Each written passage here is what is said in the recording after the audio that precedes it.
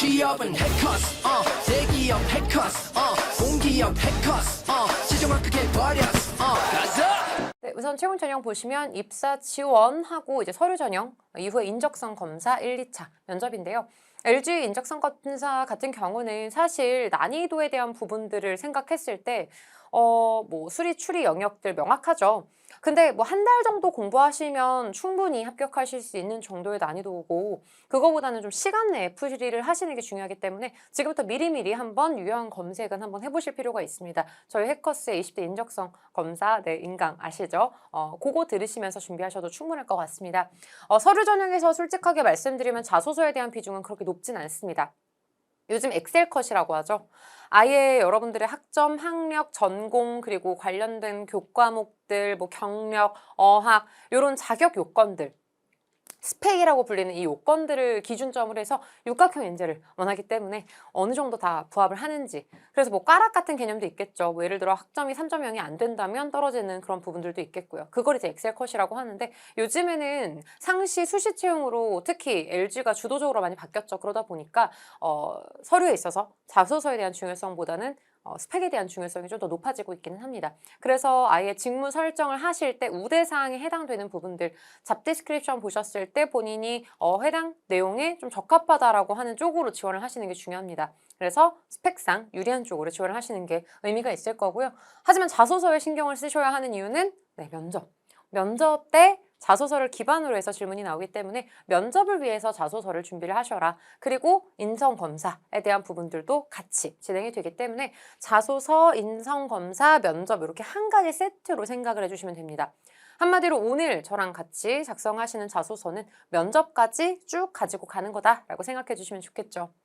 이후에 1차, 2차 면접 이후 건강검진 최종 합격 순입니다. 면접에 대한 부분은 1차는 직무 역량에 대한 부분 실무진이 묻겠고요. 2차 면접은 인성 면접, 임원진 분들이 진행을 하겠죠. 그러니까 경험 구조화로 많이 질문을 하기 때문에 실질적으로 직무 능력에 대한 부분 플러스 인성에 대한 부분을 특히 면접에서 많이 보기 때문에 해당 부분들도 잘 준비를 해주셔야 합니다. 그리고 이 인성에 대한 부분은 결국 여러분들의 성향이 잘 드러나는 경험을 기반으로 완성하는 거기 때문에 오늘 수업을 잘 들으시면 면접까지도 같이 대비를 하실 수 있겠죠.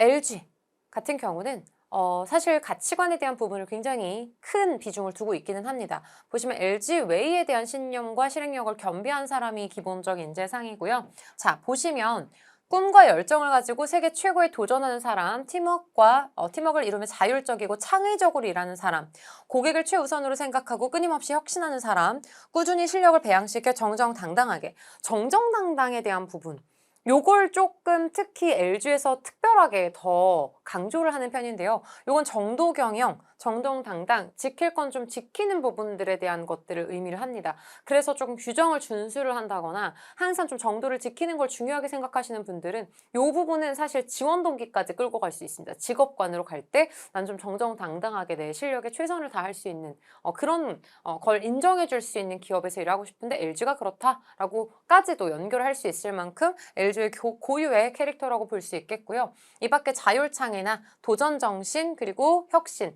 대한 가치 중에 여러분들이 특히 조금 더 부합하는 쪽 하나를 선택하셔서 자소서 전반에 그리고 면접 전반에 같이 어필을 하시면 좋겠죠. 어느 정도의 컨셉이 있어야 인성검사랑 면접까지도 조금 더 차별화되게 갈 수 있기 때문에 내가 좀 차별화되는 그런 경험이나 이런 게 부재한다라고 생각하시면 컨셉을 이 인재상 내에서 잡으시는 게 중요하다라고 보시면 좋을 것 같습니다. 자, 이노텍은 일하는 방식이 명확하게 정해져 있는데요. 보시면 고객가치 최우선, 1등을 꿈꾼다, 뭐 열린 생각, 새롭게 하거나 더 좋게 한다, 남보다 먼저 한다. 자, 이거는 그냥 보고 넘길 게 아니죠. 어떻게 해야 돼요? 요 내용을 참고하셔서 자소서에 넣어주셔야 되겠죠. 사실 키워드를 많이 보기 때문에 만약에 내가 되게 앞에서 제가 보여드렸던 끊임없이 혁신한다 혹은 창의적으로 일한다 라는 기준으로 봤을 때 나는 항상 좀 열린 생각을 한다. 그러니까 기존의 관습이나 고정관념에 매여 있지 않고 항상 새롭게 보려고 한다. 항상 새롭게 하거나 더 좋게 하려고 한다에 대한 포인트를 나는 중점으로 두고 있고 그래서 내가 다양한 프로젝트라던가 이런 부분들을 이렇게 좋은 성과를 이끌어낼 수 있었다. 이런 식으로 가져가시면 딱 좋겠죠. 자, 그리고 비전에 대한 부분, 자소서에도 나오죠. 새로운 시도, 고객가치, 집요한 실행. 여기에 있어서도 포인트는 솔직하게 말씀드리면 앞에 나오는 부분들을 여러분들의 캐릭터로 삼아 주시고요. 여기에서는 실제로 새로운 시도를 내가 어떤 강점을 통해서 어떻게 했는지, 고객 가치를 중시했던 경험을 내가 어떤 나만의 노하우를 했는지, 그래서 해당 부분들을 실현하는 데 있어서 내가 어떤 나의 강점으로 해당 부분을 실현했는지에 대한 포인트로 가져가시면 좋아요.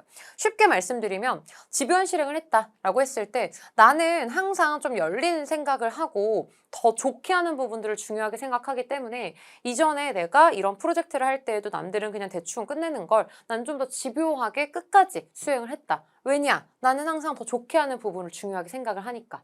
나는 최고를 꿈꾸니까. 이런 식으로 가져가는 거죠. 그래서 실제로 기업 분석, 산업 분석 너무 중요하죠. 하지만 여러분들 같은 경우는 특히나 이제 기술 직렬 분들이 많으시기 때문에 해당 분야, 전공과 직무의 연관성이 굉장히 높아서 사실 전공과 직무에 대한 포커스를 맞추시는 게 일반적이기는 합니다만 특히 이제 기업에 대한 가치를 연결을 하실 거면 그래서 이러한 키워드에 집중을 해주시는 게 중요하다라고 보시면 좋겠죠.